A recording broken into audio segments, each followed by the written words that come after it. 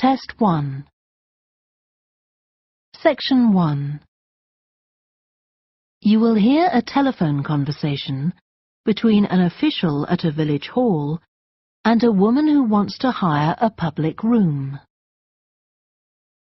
First, you have some time to look at questions 1 to 6.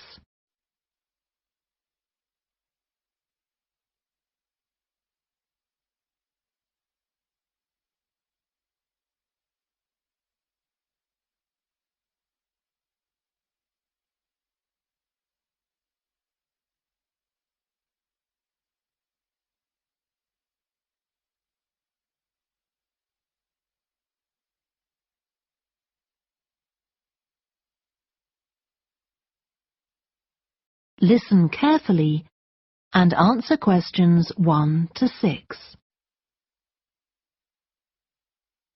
Hello? Oh, hello. I wanted to inquire about hiring a room in the village hall for the evening of September the 1st. Let me just see. Yes, we have both rooms available that evening. There's our main hall, that's got seating for 200 people. Or there's the Charlton room. Sorry? The Charlton room. CHARLTON.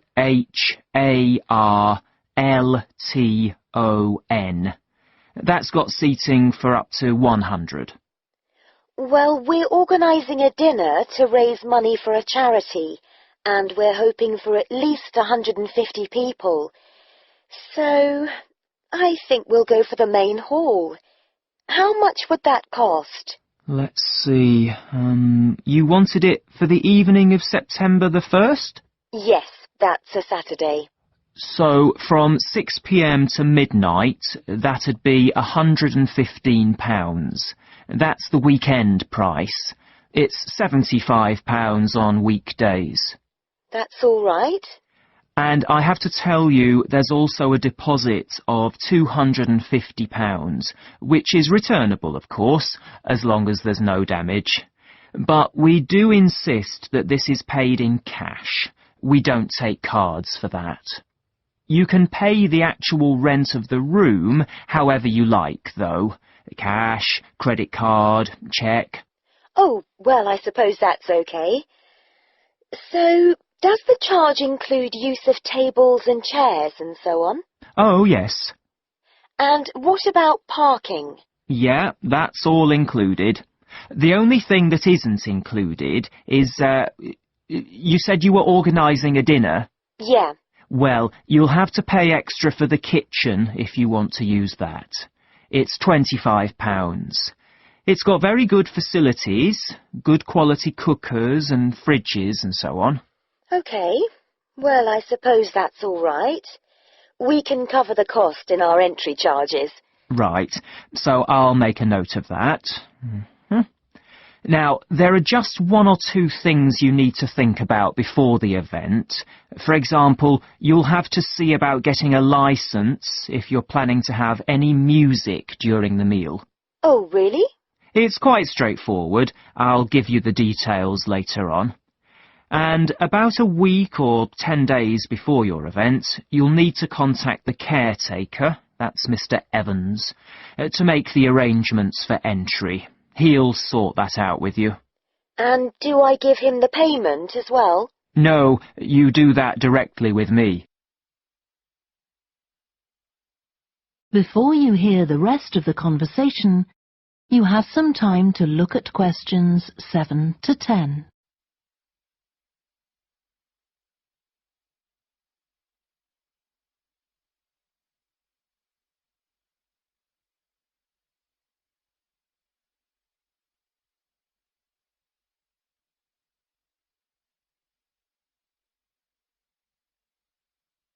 Now listen and answer questions 7 to 10. Right.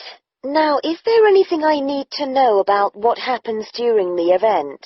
Well, as you'll be aware, of course, the building is no smoking throughout. Of course. Now, are you having a band? Yes. Well, they'll have a lot of equipment, so rather than using the front door, they should park their van round the back and use the stage door there. You can open that from inside, but don't forget to lock it at the end. OK. And talking of bands, I'm sure I don't need to tell you this, but you must make sure that no one fiddles about with the black box by the fire door. That's a system that cuts in when the volume reaches a certain level. It's a legal requirement. Sure. Anyway, we want people to be able to talk to one another, so we don't want anything too loud.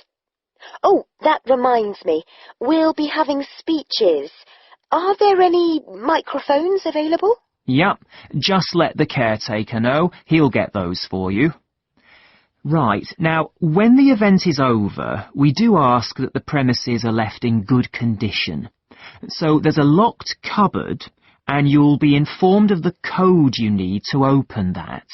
It's got all the cleaning equipment, brushes and detergent and so on. Right. So what do we need to do after everyone's gone? Sweep the floors, I suppose? Well, actually, they have to be washed, not just swept. Then you'll be provided with black plastic bags, so all the rubbish must be collected up and left outside the door. Of course. We'll make sure everything's left tidy. Oh, and I forgot to ask. I presume we can have decorations in the room? Yes, but you must take them down afterwards. Sure. And the chairs and tables should be stacked up neatly at the back of the room. I'll make sure I've got a few people to help me. That is the end of section 1. You now have half a minute to check your answers.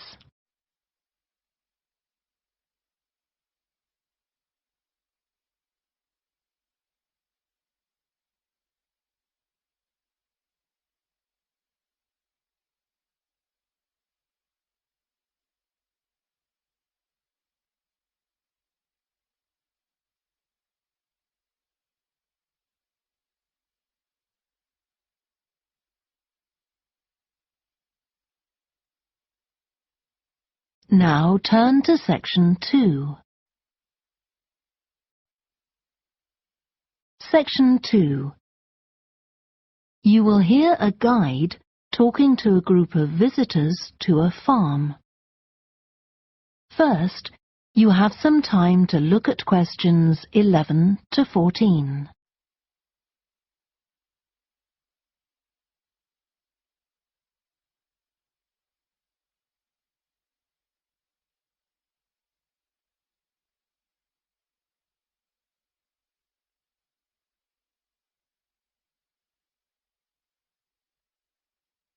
Listen carefully and answer questions 11 to 14. Welcome to the Fiddy Working Heritage Farm.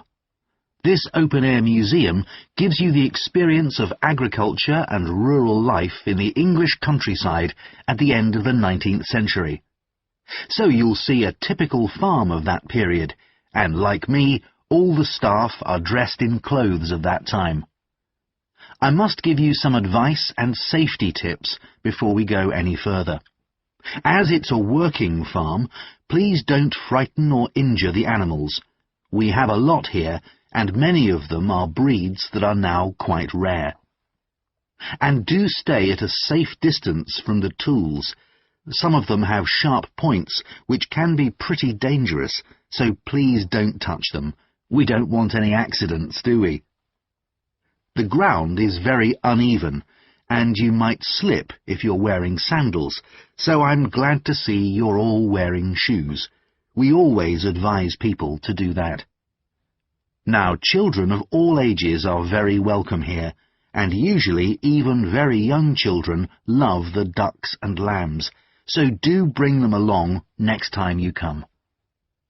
I don't think any of you have brought dogs with you, but in case you have, I'm afraid they'll have to stay in the car park unless they're guide dogs. I'm sure you'll understand that they could cause a lot of problems on a farm. Before you hear the rest of the talk, you have some time to look at questions 15 to 20.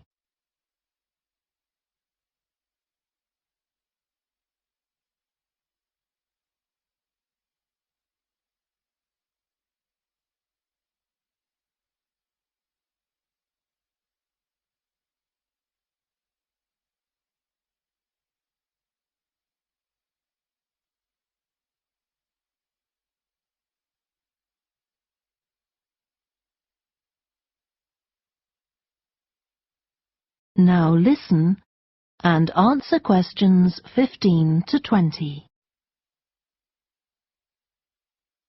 Now let me give you some idea of the layout of the farm.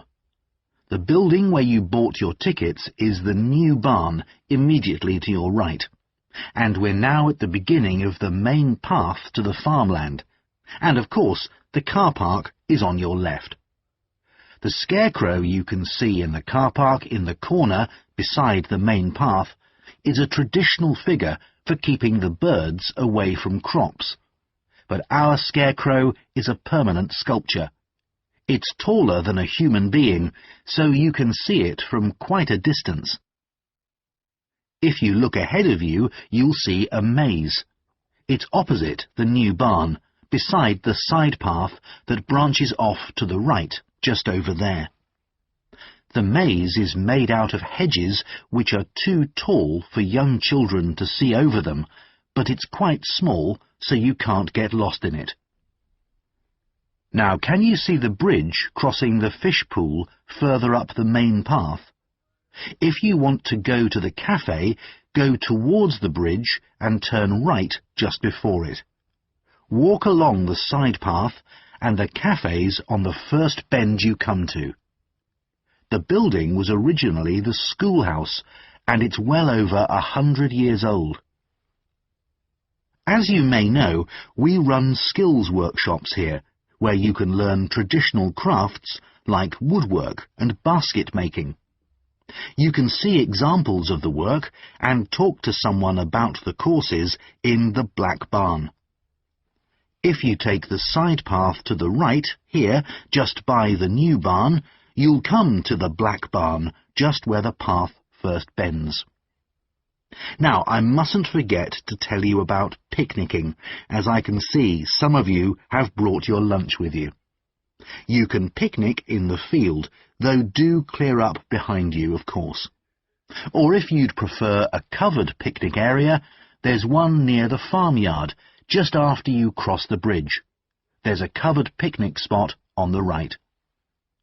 And the last thing to mention is Fiddy House itself.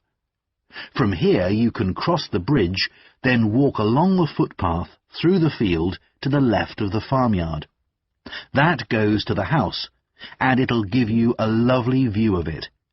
It's certainly worth a few photographs, but as it's a private home, I'm afraid you can't go inside. Right, well, if you're all ready, we'll set off on our tour of the farm. That is the end of section 2.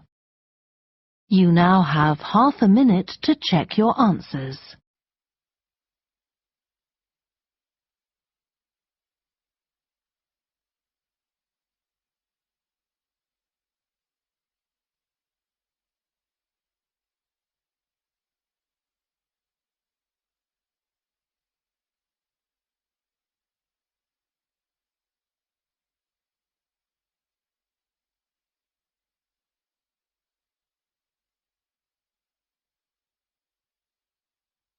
Now turn to section 3.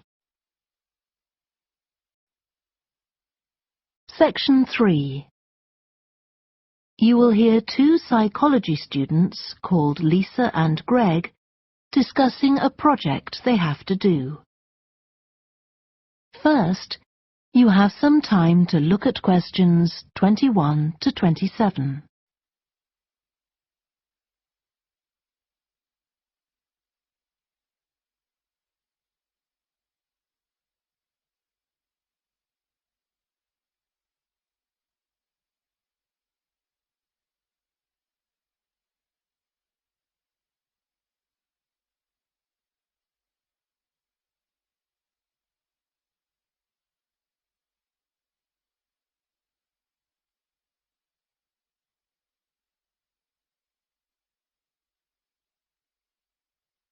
Now listen carefully and answer questions 21 to 27.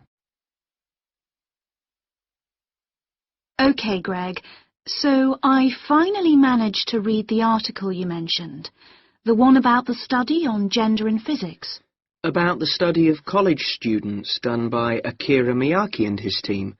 Yeah, I was interested that the researchers were actually a mix of psychologists and physicists. That's an unusual combination. Yeah, I got a little confused at first about which students the study was based on. They weren't actually majoring in physics, they were majoring in what's known as the STEM disciplines. That's science, technology, engineering and math. Yes, but they were all doing physics courses as part of their studies. That's correct. So, as I understood it, Miyake and co. started from the fact that women are underrepresented in introductory physics courses at college, and also that, on average, the women who do enroll on these courses perform more poorly than the men. No one really knows why this is the case. Yeah, but what the researchers wanted to find out was basically what they could do about the relatively low level of the women's results. But in order to find a solution, they needed to find out more about the nature of the problem. Right. Now, let's see if I can remember. It was that in the physics class, the female students thought the male students all assumed that women weren't any good at physics. Was that it? And they thought that the men expected them to get poor results in their tests. That's what the women thought, and that made them nervous, so they did get poor results. But actually they were wrong. No one was making any assumptions about the female students at all. Anyway, what Miyake's team did was quite simple, getting the students to do some writing before they went into the physics class. What did they call it? Values affirmation. They had to write an essay focusing on things that were significant to them, not particularly to do with the subject they were studying, but more general things like music or people who mattered to them. Right. So the idea of doing the writing is that this gets the students thinking in a positive way. And putting these thoughts into words can relax them and help them overcome the psychological factors that lead to poor performance. Yeah. But what the researchers in the study hadn't expected was that this one activity raised the women's physics grades from the C to the B range. A huge change. Pity it wasn't to an A, but still. No, but it does suggest that the women were seriously underperforming beforehand in comparison with the men. Yes. Mind you, Miyake's article left out a lot of details, like did the students do the writing just once or several times? And had they been told why they were doing the writing? That might have affected the results. You mean if they know the researchers thought it might help them to improve, then they just try to fulfill that expectation? Exactly. Before you hear the rest of the discussion, you have some time to look at questions 28 to 30.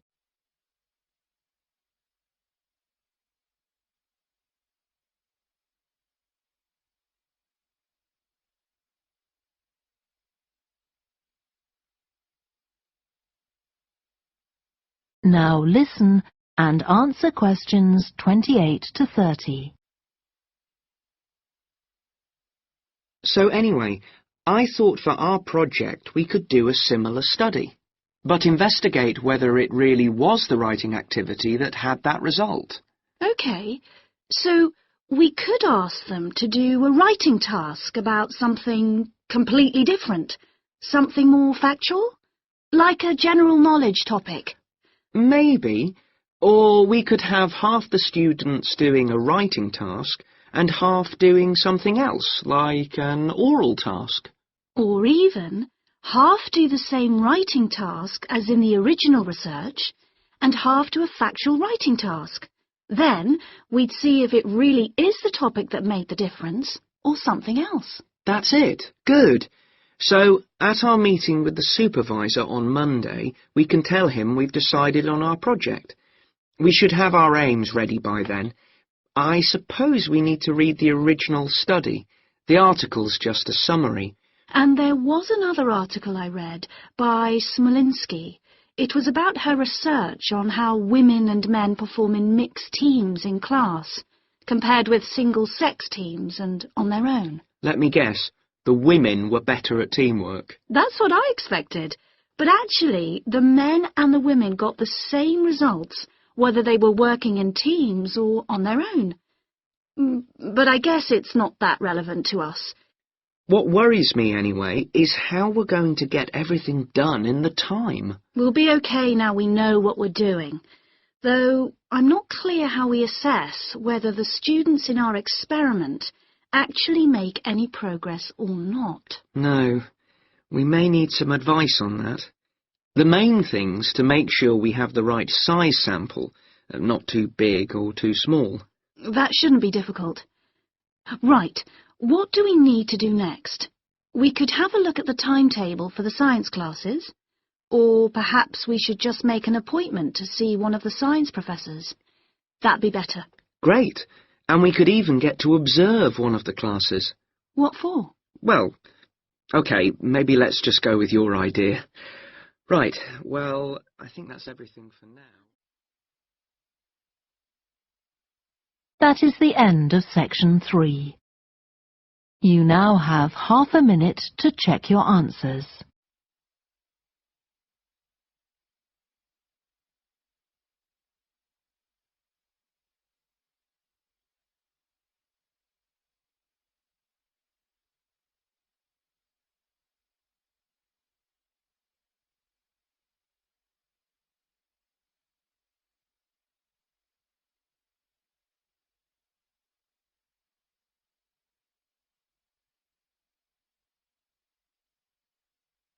Now turn to section 4.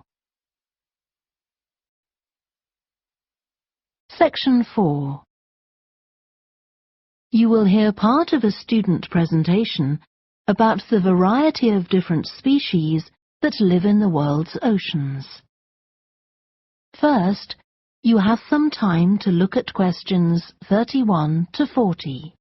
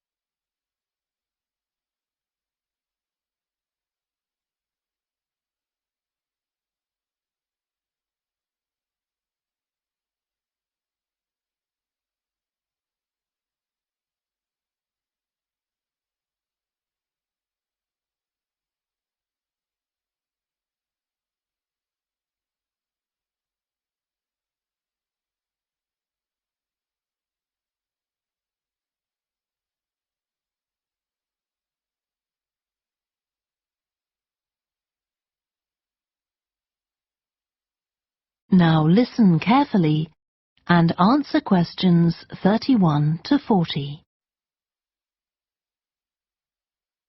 I've been looking at ocean biodiversity, that's the diversity of species that live in the world's oceans. About 20 years ago, biologists developed the idea of what they called biodiversity hotspots. These are the areas which have the greatest mixture of species.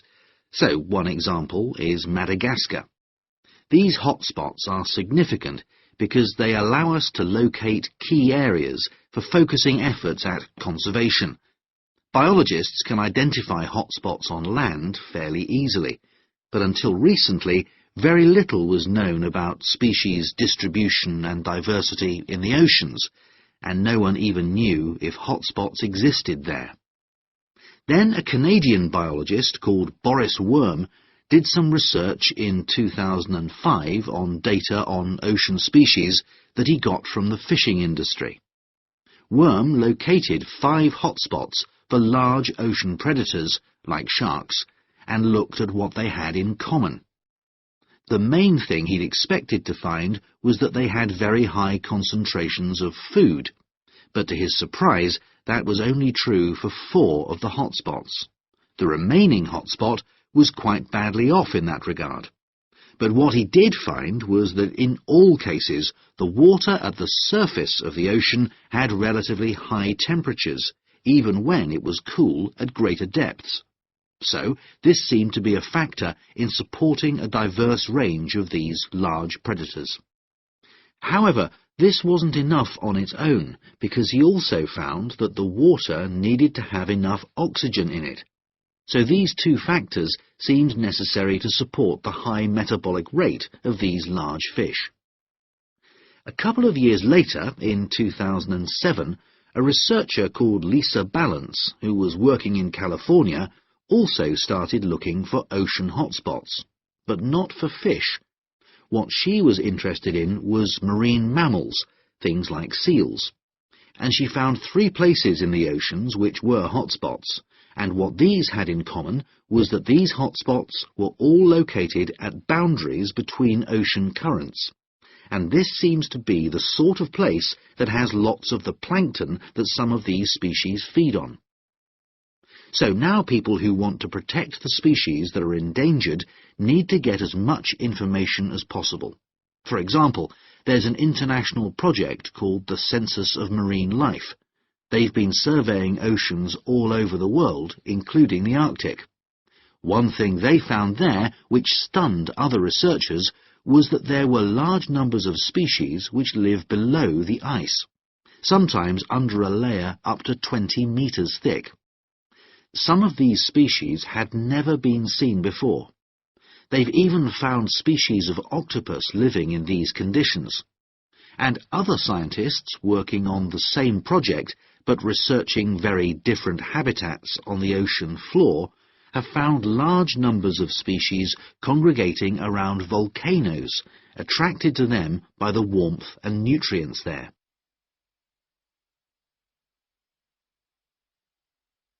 However, biologists still don't know how serious the threat to their survival is for each individual species. So a body called the Global Marine Species Assessment is now creating a list of endangered species on land, so they consider things like the size of the population, how many members of one species there are in a particular place, and then they look at their distribution in geographical terms. Although this is quite difficult when you're looking at fish because they're so mobile. And then thirdly, they calculate the rate at which the decline of the species is happening. So far, only 1,500 species have been assessed, but they want to increase this figure to 20,000. For each one they assess, they use the data they collect on that species to produce a map showing its distribution. Ultimately, they will be able to use these to figure out not only where most species are located, but also where they are most threatened. So, finally, what can be done to retain the diversity of species in the world's oceans? Firstly, we need to set up more reserves in our oceans, places where marine species are protected. We have some, but not enough. In addition, to preserve species such as leatherback turtles, which live out in the high seas but have their nesting sites on the American coast, we need to create corridors for migration, so they can get from one area to another safely. As well as this, action needs to be taken to lower the levels of fishing quotas to prevent overfishing of endangered species. And finally, there's the problem of bycatch. This refers to the catching of unwanted fish by fishing boats. They're returned to the sea, but they're often dead or dying. If these commercial fishing boats used equipment which was more selective so that only the fish wanted for consumption were caught, this problem could be overcome. Okay, so does anyone have any questions about... That is the end of section 4. You now have half a minute to check your answers.